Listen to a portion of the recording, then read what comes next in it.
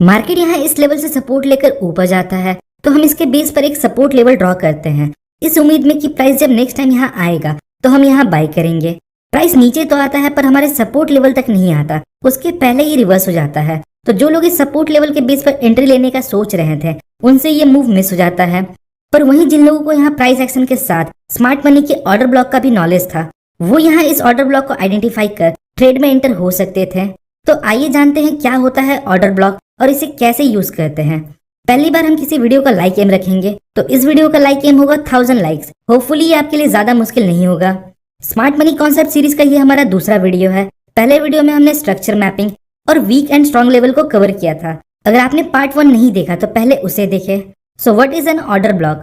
Order block is a price range where smart money buy और sell in large amount. मतलब order block price का एक range होता है जहां स्मार्ट मनी ह्यूज क्वांटिटी में बाइंग और सेलिंग करते हैं।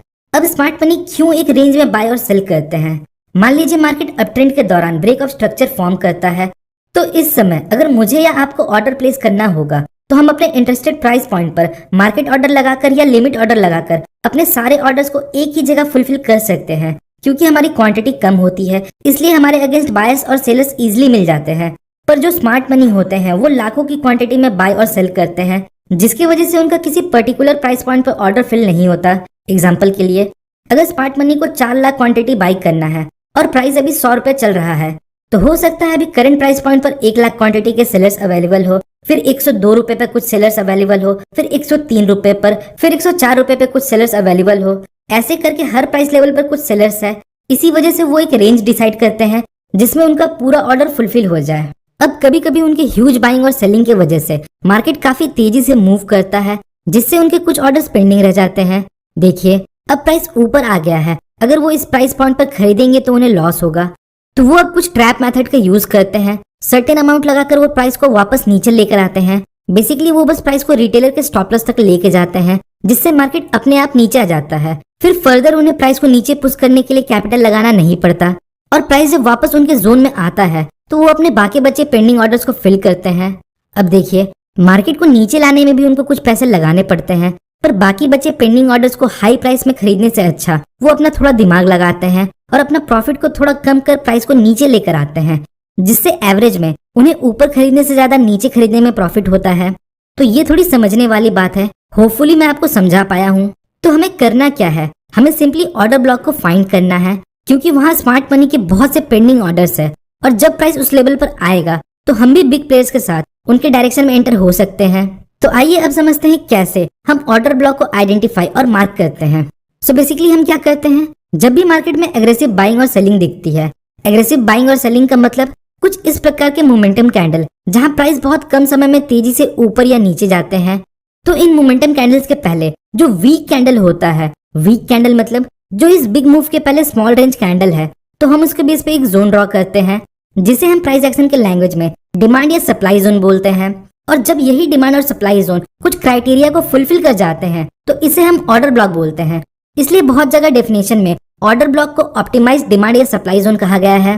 क्या है वो क्राइटेरिया, उसे जानने के पहले समझते हैं सपोर्ट, रेजिस्टेंस, डिमांड, सप्लाई और ऑर्डर ब्लॉक में क्या डिफरेंस है। बेसिकली सपोर्ट और रेजिस्टेंस एक प्राइस पॉइंट होता है जहां से प्राइस पास्ट में मल्टीपल टाइम रिएक्ट कर चुका होता है, और इस सेम लेवल को हम मल्टीपल टाइम यूज कर सकते हैं। नेक्स्ट, डिमांड और सप्लाई कोई पर्टिकुलर प्राइस पॉइंट नहीं होता, ये एक जोन होता है जिसका रेंज सपोर्ट और रेजिस्टेंस से ज्यादा होता है, और सेम डिमांड और सप्लाई को हम मल्टीपल टाइम यूज कर सकते हैं।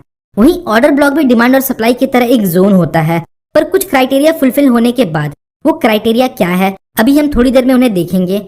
ऑर्डर ब्लॉक को हम मल्टीपल टाइम यूज नहीं कर सकते, तो हम इसे सिर्फ एक बार यूज कर सकते हैं। मतलब हमने ऑर्डर ब्लॉक फाइंड किया, प्राइस इस लेवल पर वापस आया और मूव कर गया, मतलब ये ऑर्डर ब्लॉक एक बार यूज हो चुका है। अब हम इसे दोबारा यूज नहीं कर सकते, क्योंकि स्मार्ट मनी के जो पेंडिंग ऑर्डर्स थे वो इस मूव के दौरान फुलफिल हो गए। तो ये था डिफरेंस। अब हम किसी ऑर्डर ब्लॉक को कैसे आइडेंटिफाई करें, तो इसके क्राइटेरिया है। Number 1, find drastic move. मतलब हमें सबसे पहले ड्रास्टिक प्राइस मूवमेंट को देखना है जहां बिग मोमेंटम कैंडल्स फॉर्म होते हैं, कम से कम 2 से 3 big momentum candle. Number 2, last candle liquidity SVEEP. मतलब मोमेंटम कैंडल बनने के पहले जो कैंडल है हमें उसे देखना है। अगर उस कैंडल ने अपने प्रीवियस कैंडल का लो ब्रेक किया तो इसका मतलब इस कैंडल के नीचे की लिक्विडिटी स्वीप हुई है, और यही हमें चाहिए। पर अगर लास्ट वीक कैंडल अपने प्रीवियस कैंडल के लो को ब्रेक नहीं करता है तो इसका मतलब ये ऑर्डर ब्लॉक इनवैलिड हो गया। सेम एक अप मूव के बाद जब प्राइस तेजी से नीचे आता है तो यहाँ हमें चेक करना है जो लास्ट वीक कैंडल है क्या उसने अपने प्रीवियस कैंडल के हाई को ब्रेक किया। अगर किया है तो हमें अगले स्टेप को देखना है और अगर नहीं किया तो ये ऑर्डर ब्लॉक इनवैलिड हो जाएगा। अब हमें इनएफिशिएंसी या इम्बैलेंस को देखना है, वो क्या होता है। इस एग्जांपल में देखिए लास्ट वीक कैंडल ने अपने प्रीवियस कैंडल का लो ब्रेक किया और फिर प्राइस तेजी से ऊपर आ गया जिसकी वजह से लास्ट कैंडल के हाई और सेकंड मोमेंटम कैंडल के लो के बीच एक गैप बनता है। इसे हम प्राइस इम्बैलेंस या प्राइस इनएफिशिएंसी कहते हैं। हम इसे फेयर वैल्यू गैप भी बोलते हैं। एक वैलिड ऑर्डर ब्लॉक के लिए फेयर वैल्यू गैप जरूरी है, पर बहुत बार क्या होता है सेकंड मोमेंटम कैंडल की लोअर विक कुछ इस प्रकार से नीचे आ जाती है और ऑर्डर ब्लॉक एरिया को टैप करके ऊपर चली जाती है, तो ये एक इनवैलिड ऑर्डर ब्लॉक बन जाता है। जब इस कैंडल का विक यहाँ टच करता है तो यहाँ जो भी पेंडिंग ऑर्डर्स होते हैं वो इस विक फॉर्मेशन के दौरान फिल हो जाते हैं। मतलब अब यहाँ कोई डिमांड नहीं है। अब चूंकि कोई इम्बैलेंस गैप नहीं है जिसे फिल करने प्राइस नीचे आए तो ये ऑर्डर ब्लॉक इनवैलिड हो जाता है। अगला स्टेप देखते हैं अनमिटिगेटेड ऑर्डर ब्लॉक। जैसा कि हमने डिस्कस किया हम किसी भी ऑर्डर ब्लॉक को सिर्फ एक बार यूज कर सकते हैं, तो इस एग्जांपल में हमें ड्रास्टिक प्राइस मूवमेंट देखने को मिलता है। नेक्स्ट इस कैंडल ने अपने प्रीवियस कैंडल के लिक्विडिटी को स्वीप किया। नेक्स्ट ऑर्डर ब्लॉक कैंडल और सेकंड मोमेंटम कैंडल के बीच हमें इम्बैलेंस देखने को मिलता है, तो इसका मतलब प्राइस फ्यूचर में यहाँ आ सकता है और यहाँ से रिवर्स हो सकता है। मतलब अभी तक ये अनमिटिगेटेड है, पर इस एग्जांपल में ये सेकंड मोमेंटम कैंडल का विक इस ऑर्डर ब्लॉक जोन को टैप करता है। इसका मतलब ये ऑर्डर ब्लॉक अब मिटिगेटेड हो गया है और हमें पता है हम किसी भी ऑर्डर ब्लॉक को सिर्फ एक बार यूज कर सकते हैं। अगला step find break of structure. अगर आपको ब्रेक ऑफ स्ट्रक्चर के बारे में नहीं पता तो आप पार्ट 1 को देखिए जिसमें हमने सीखा कैसे हम वैलिड ब्रेक ऑफ स्ट्रक्चर को आइडेंटिफाई कर सकते हैं। तो इन सब चीजों को देखने के बाद हमें देखना है क्या प्राइस ऊपर जाने के बाद कोई valid break of structure form करता है। सो हाँ, यहाँ हमें एक वैलिड ब्रेक ऑफ स्ट्रक्चर देखने को मिलता है।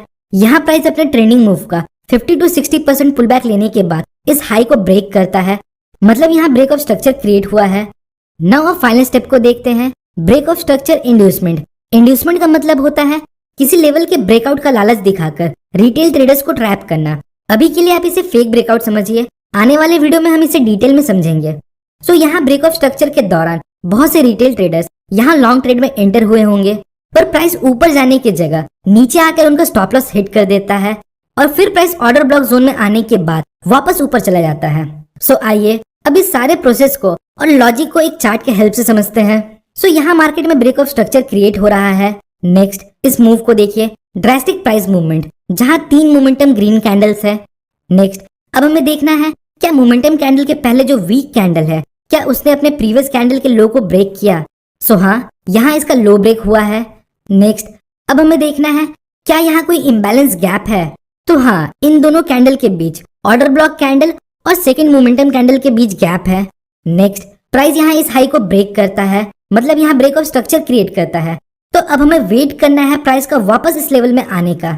नेक्स्ट प्राइस यहाँ रिटेलर्स का स्टॉप लॉस हिट करता है जिन्होंने यहाँ कहीं ब्रेकआउट पर बाई किया था, और फिर प्राइस ऑर्डर ब्लॉक जोन तक आता है और फिर रिवर्स होकर तेजी से अपने अपट्रेंड को कंटिन्यू करता है। अगला एग्जांपल देखते हैं। यहाँ देखिए, यहाँ इस एग्जांपल में हमें इस मूव से पता चलता है कि स्मार्ट मनी यहाँ ट्रेड में एंटर हुए हैं। क्योंकि इतना बड़ा मूव हम जैसे रिटेल ट्रेडर नहीं ला सकते, तो हमने मोमेंटम कैंडल के पहले जो वीक कैंडल है हमने उसके बेस पर एक ऑर्डर ब्लॉक जोन ड्रॉ किया, क्योंकि यहाँ हमारे ऑर्डर ब्लॉक जोन के सारे क्राइटेरिया फुलफिल होते हैं। अब देखिए इस लेवल के ब्रेकआउट पर, मतलब ब्रेक ऑफ स्ट्रक्चर पर बहुत से रिटेल ट्रेडर लॉन्ग ट्रेड में एंटर हुए होंगे।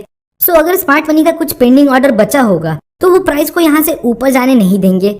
उन्हें प्राइस को वापस ऑर्डर ब्लॉक जोन में लेकर जाना है, तो वो यहाँ क्या करेंगे, वो प्राइस को इस लेवल तक नीचे लेकर जाएंगे जहाँ बहुत से रिटेल ट्रेडर्स का स्टॉप लॉस लगा हो। तो जब इतने सारे स्टॉप लॉस एक साथ हिट होंगे, और बाइंग ट्रेड का स्टॉप लॉस मतलब सेल ऑर्डर, तो जब इतने सारे सेल ऑर्डर एक साथ ट्रिगर होंगे, प्लस इस फेक ब्रेकआउट को देख के बहुत से न्यू सेलर्स भी आए होंगे, जिससे प्राइस आसानी से उनके जोन तक नीचे आ जाएगा और फिर वो अपने पेंडिंग ऑर्डर्स को फिल कर सकते हैं। तो जब स्मार्ट मनी इस जोन में अपने ऑर्डर्स को फिल करेंगे तो हमें भी उनके डायरेक्शन में अपने ऑर्डर्स को लगाना है ताकि उनके साथ हम इस मूव को एंजॉय कर सकें। तो ये था ऑर्डर ब्लॉक का कॉन्सेप्ट। आज के लिए इतना ही। अगले वीडियो में हम ऑर्डर ब्लॉक के डिफरेंट स्ट्रेटेजीज को देखेंगे, कैसे ट्रेड में एंटर होना है, स्टॉप लॉस क्या होगा, और बहुत सारे चार्ट एग्जांपल्स भी देखेंगे। आज के लिए इतना ही। होपफुली आपको इस वीडियो से कुछ सीखने मिला होगा। अगर आपको ये वीडियो इन्फॉर्मेटिव लगी तो वीडियो को लाइक और चैनल को सब्सक्राइब जरूर करें। मिलते हैं नेक्स्ट वीडियो में, तब तक के लिए best of luck for stock.